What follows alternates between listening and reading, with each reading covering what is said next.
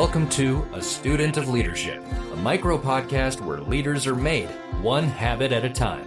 Hosted by Rob Adams, a leadership veteran with 30 years of experience, this podcast explores key concepts that define exceptional leadership. Each episode delves into a powerful word or strategy, offering practical insights and real-world stories. Whether you're just starting out or an experienced executive, join Rob as he guides you in learning, growing, and leading with purpose.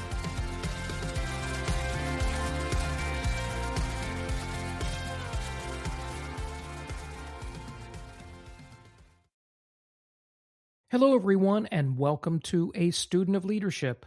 I'm Robert Adams, and this is episode 67, Leading When Your Team is Beat Down.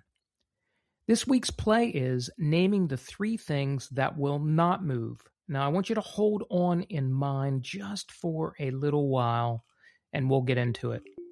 This week, we're going to be talking about what it means to lead a team that is exhausted, that's been through too much for too long, and that is wondering when the constant motion is going to slow down. The honest answer is that in most environments today, operational environments, it's not slowing down. The pace of change is the new baseline, which makes the leadership question different. It no longer is how you reduce the change, it's how you anchor inside it. On Monday, the leadership table in our newsletter on Substack opened June with The Plate. This is our second element of the place-setting framework, and it's returning for its second pass. The first pass back in April covered what gets put in front of people in normal weeks. This pass takes the harder question. What does the plate hold when the season has been too hard for too long and when everyone, including the leader, is fully depleted? Now, if you haven't read it, the link is in our show notes. Friday's Breaking Bread newsletter on LinkedIn has the play from this week worth running before the weekend. That always drops at 6:45 Eastern Standard Time, and that link you will also find in our show notes. And if you missed last week's episode 66, we closed out May with The Table. It's its second appearance, looking at what it takes to set a multi-generational table where every generation feels seen. That episode is in your feed, and it's worth going back for, especially if you're leading across generational lines, which, quite honestly, today in 26, most of us are. Now, I want to start today with a question. When was the last time you watched a leader walk into a room where the energy had already disappeared, the morale was already low, and the people in the room had been through too much for too long, and that leader changed the temperature of the room without making a single announcement?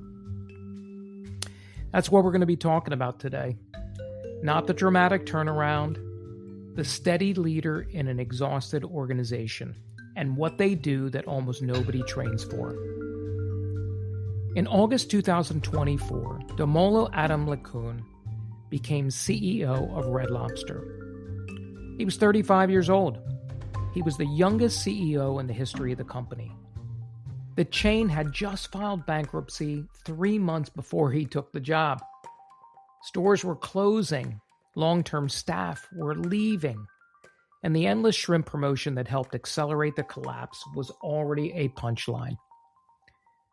What he walked into was an organization that was, by his own description in interviews documented later in CNN and Fortune, very low on morale.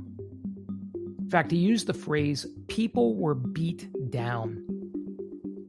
Now, that's not a dramatic statement. That is an operational reality, and most of you listening have walked into something like it at some point in your career, even if it was a scale that was smaller. Most CEOs walking into that situation would lead with a strategy deck, a cost-cutting announcement, a mission statement, but not Adamolekun. He did something completely different.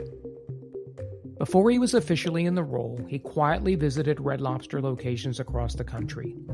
From May through August of 2024, he ordered crab legs. He cracked lobster tails. He talked to line cooks. and servers. He listened to 30-year regulars who had been eating there since the 80s. He was answering one question before he even said one word as CEO. Was this worth saving? But more than that, he was setting his own plate. He was deciding what he was going to put in front of his team before he asked them to put anything in front of him. In December 2025, Adamolekun named the principal directly. In a series of business interviews, he kept returning to one phrase. Leadership is self-improvement. And he kept saying that organizations take on the personality of their leaders. So the work of turning around an exhausted team had to start with himself. He was bringing that to the table every day. Now, by 2025, Red Lobster had finally posted some amazing numbers, a 40% sales surge over the prior year. That is documented in public reporting. The bankruptcy was behind them. None of what happened in all of this came from a magic deck. It came from a leader who decided that he served visibly and consistently and was going to be the steadiest thing in an organization that had not been steady at all in many, many years. This is the plate, everyone, and it's fully expressed in a hard season. Before I go into the framework, if this content is resonating, the Leadership Table newsletter goes deeper every Monday morning, 6 a.m. Eastern Standard, and one element of the play-setting framework always discussed, one principle, one play you can run this same week. It's on Substack. It's free to subscribe, and this week's piece on the plate is worth reading. Link is in our show notes. Now let's talk about 3 things leaders must do when change is constant. The McKinsey 2025 change fatigue research documented across multiple workforce studies points to a consistent finding. The teams that report the highest fatigue are not the teams experiencing the most change. They are the teams experiencing change without anchoring. Now, that distinction is everything. People can absorb a tremendous amount of motion if they have a clear set of things that are not moving. They cannot absorb the experience of everything being in motion at the same time, and that is what most leaders do accidentally. They create this sort of constant change with constant pivots of their own. The leaders who lead through extended turbulence, they all share 3 very important behaviors. The first is that they name what's not changing. And it's not a pep talk. It's not a values exercise. It's operationally specific. They state, here are 3 things that will absolutely not change while everything else is being rebuilt. Then they hold those 3 things, especially in the moments when convenient reasons to drop them appear. Steadiness is built in the moments when it would be easier to be flexible. The Friday team huddle that survives a crowded calendar. The way an escalation gets handled even when it would be easier to shortcut it. The standard that holds when the excuse is available. Now, the second is that they show up where the work actually happens. Not the executive suite, the dock, the route, the kitchen. Adamolekun's pre-CEO restaurant tours were not photo opportunities. They were diagnostic, and they signaled to staff long before he was officially named that the work would be done with them and not at them. You see, visibility costs the leader time. Invisibility costs the team trust, and trust always costs more than time. The third is that they protect their own plate. The leader who has not slept, has not eaten, has not had a single conversation in 3 weeks that was not transactional, does not have anything left to put in front of their teams. Self-protection is not a luxury. It is the structural precondition for the foundation work. In fact, the leaders I've watched fail in extended hard seasons, they didn't fail because they didn't care.